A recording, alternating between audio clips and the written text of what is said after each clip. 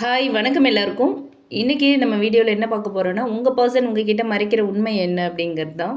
Universe என்ன சொல்கிறாங்கன்னு பார்க்கலாம். உங்கள் பர்சன் உங்ககிட்ட மறைக்கிற உண்மை என்ன அப்படிங்கிறது தான். என்ன கார்டு வருது?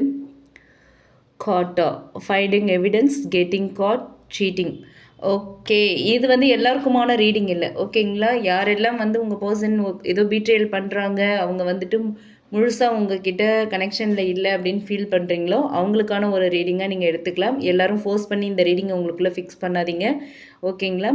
ஸோ இந்த கார்டு வந்து ரொம்ப ஒரு ஸ்ட்ராங் எனர்ஜியோட சொல்கிற மெசேஜ் என்ன அப்படின்னா, உங்கள் பர்சன் ஏதோ ஒரு உண்மையை வந்து உங்ககிட்ட மறைக்கிறாங்க, ஓகே?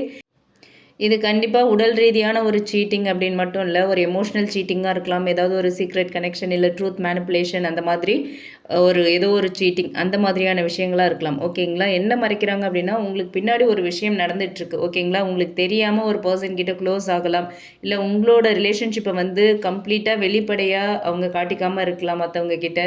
அவங்க மனசில் இப்போ என்ன இருக்குது அப்படின்னா, இந்த விஷயங்களை இப்போ சொன்னால் ப்ராப்ளம் பெருசாகிடும், பிரச்சனை ஆகும், அப்புறமா சொல்லி சமாளிச்சுக்கலாம் அப்படின்னு நினைக்கிறாங்க. அது ஒரு பயத்தால் அந்த மாதிரி ஒரு மனநிலையில் இருக்காங்க.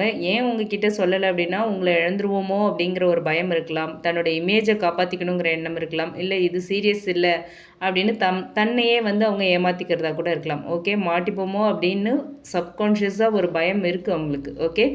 அதோடு இல்லாமல் எல்லாத்தையும் அவங்களால கண்டுபிடிக்க முடியாது, எல்லாமே வந்து கண்டுபிடிச்சிட மாட்டாங்க அப்படிங்கிறது தான் அவங்க மனசில் உள்ள ஒரு எண்ணமாக இருக்குது. ஆனால் இந்த கார்ட் சொல்கிறது உண்மை சீக்கிரமாகவே வெளியே வரப்போகுது அப்படின்னு சொல்கிறாங்க, ஓகே?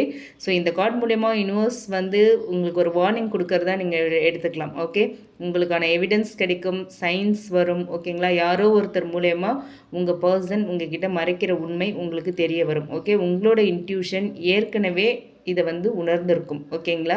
ஸோ உங்கள் மேலே அவங்க ஃபீல் பண்ணுறதுன்னு பார்த்தோன்னா, உங்ககிட்ட கேர் இருக்குது, அட்டாச்மெண்ட் இருக்குது, ஆனால் ஹானஸ்டி இல்லை, ஓகே? டபுள் மைண்டட் எனர்ஜியாக இருக்காங்க, உங்களை விட்டு போகணும் அப்படின்னு நினைக்கல, ஓகே?